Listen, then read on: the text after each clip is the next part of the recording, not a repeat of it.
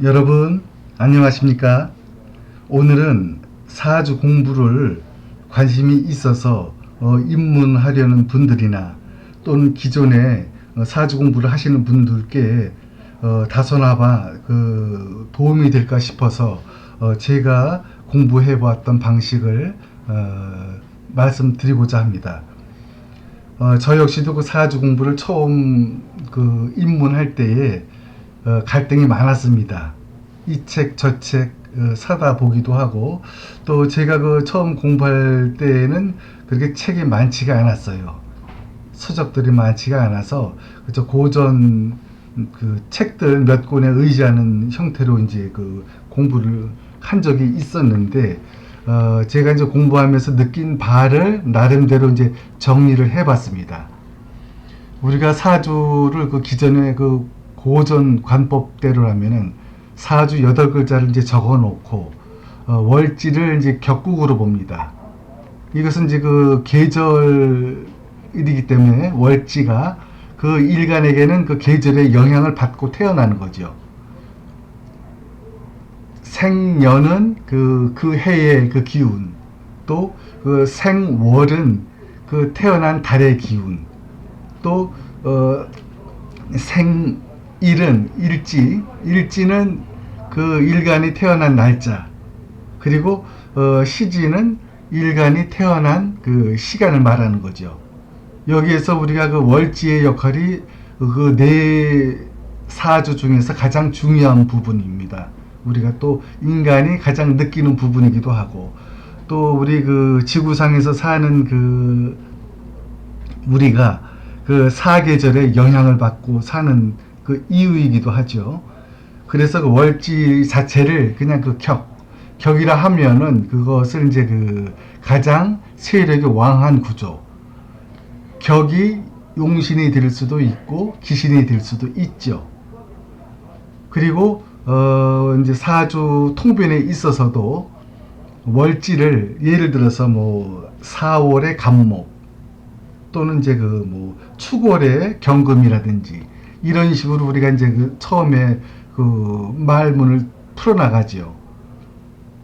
축월의 경금인데 시간을 보니까 시간에 을목이 있더라.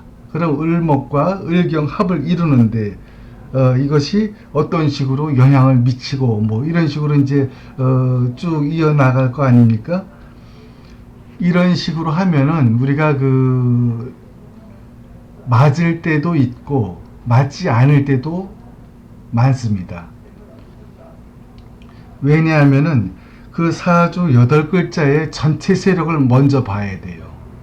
예를 들어서 월지가 4월이라 친다면은 4월이면 굉장히 좀 더운 계절이죠. 4월, 5월 더운 계절이 이제 시작되는 부분인데, 사주 나머지 글자에서 우리가 더운 글자를 상쇄하는 수기운이라든지, 또는 화기운을 설하는 토기운이라든지 이런 게 많으면은 월지가 월지 역할을 제대로 못하죠. 이런 부분들이 있기 때문에, 이런 것 때문에 또 각종 우리가 고전에 보면은 여러 가지 관법이 또 있습니다. 우리가 십성으로 논하는 관법 외에도 굉장히 많습니다. 이게 그런 부분들이 많은데, 이것을 다 여기에 적용을 시키려고 하다 보면은 오류가 많이 생겨요. 사주의 예를 들어서 우리가 일간을 중심으로 놓고 볼 때 인성과 비겁의 세력, 그리고 나머지는 식상과 재성과 관성의 세력, 이것을 우리가 양비론으로 세력을 먼저 살피고 나서, 그리고 그러면 격국이 어느 것이 되고 용신이 어느 것이 된다는 이 과정이 정해지면은 그 다음 순서로 우리가 이제 십신에 대한 이제 이해를 해야죠. 십신은 우리가 육친적으로도 볼 수 있고, 이것을 또 이제 건강적으로 대입을 시키면은 건강적으로도 또 이제 해석이 나옵니다. 또 사회적으로 우리가 사회생활 하는데 이 십신법을 대입시키면은 인간관계에 있어서 어떤 성향도 이제 드러나고 이런 것을 살피게 되죠. 그 다음에 이제 그 대운과 세운의 이제 그 대입법. 우리가 옛날에는 고전관법은 그 대운이나 세운이나 지지를 중요하게 생각을 했습니다.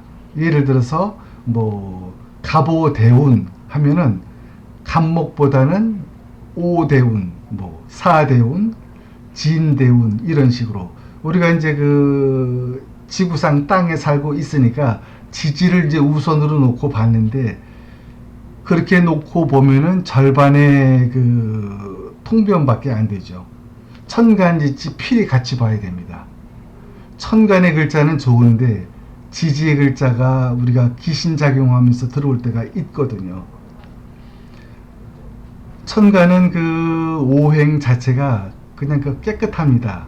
그래서 그 생극 그 논리로 주로 작용이 되는데 지지는 우리가 그 지인술 충미, 인신사해, 자오 묘유 같은 그 지지라도 그 생지와 왕지와 고지의 역할이 다 다르기 때문에 이 원칙을 우리가 깔끔하게 정리하지 않으면은 통변에 있어서 항상 애로사항이 많이 따르게 돼 있어요. 이 부분을 깔끔하게 우리가 그 뭐 구구단처럼 또는 뭐 방정식처럼 이것을 이제 그 어떤 원칙을 세워 두면은 통변에 있어서 크게 어려움이 없습니다. 이제 이런 부분. 그리고 이제 나머지 이제 네 번째 가서 포태법과 이제 그 각종 신살 적용 이런 부분에 대해서도 물론 중요하죠. 우리가 그 명리를 하는 데 있어서 가장 중요한 것은 다 알아야 됩니다. 고전 그 관법도 다 일단은 우리가 정리를 해서 중요한 부분들은 알아두어야 됩니다. 또 메모를 해서 자주 이제 보기도 하고 또 신살 역시도 저도 중요하게 생각을 합니다.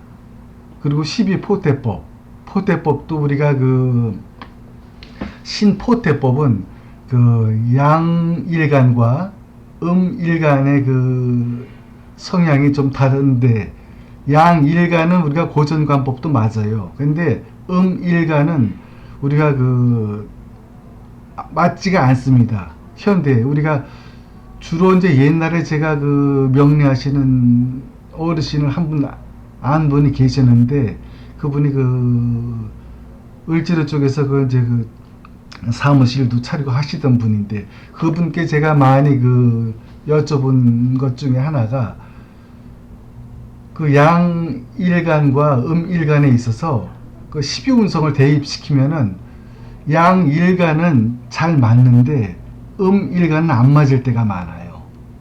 그래서 이런 부분들 그것은 이제 우리가 그 인터넷이나 이런 데 검색해 보면은 신개념 그 12운성 검색하면 아마 쉽게 나올 겁니다.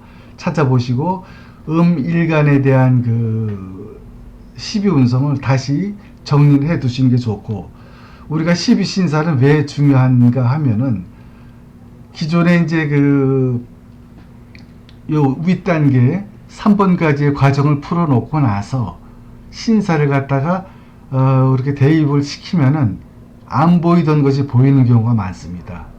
우리가 내면적인 심리적인 것들 주로 이제 십성에서 이제 그런 부분들이 많이 정리가 되지만은 그런 것 외에도 우리가 그 12신살 또는 기타 신살을 대입시키면은 3번까지 그 정리 과정에서 나타나지 않았던 부분들이 나타나는 경우가 제 개인적인 경우이긴 하지만은 제법 있습니다.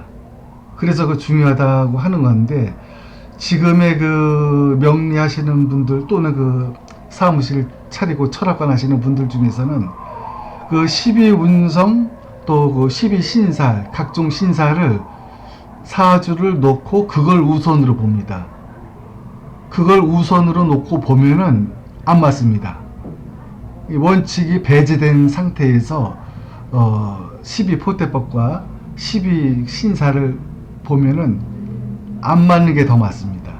그리고 우리가 전체 그 사주 8글자에 퍼즐을 그려놓고 그 격국과 용신을 잡아놓고 우리가 설명할 때와 그 12신사과 그 12포대법만 가지고 우리가 통변할 때는 그거는 뭐 일시적으로 맞지도 않고, 우리가 고전에 각종 나와 있는 그 이제 여러 가지 관법들 이런 것 갖다가 같이 대서 설명을 해도 안 맞는 경우가 많습니다. 영원한 그 참 미지의 그 공부가 될 확률이 높죠. 그래서 오늘은 이런 부분들에 대해서 짧게나마 설명을 드렸고요. 제가 오늘 또 못한 부분은 다음 또 기회에 시간이 되면은 또 보충적인 쪽으로 또 사주를 실기를 들어가면서 설명하는 시간도 가져보도록 하겠습니다. 그럼 오늘 순서는 이것으로 마치겠습니다. 감사합니다.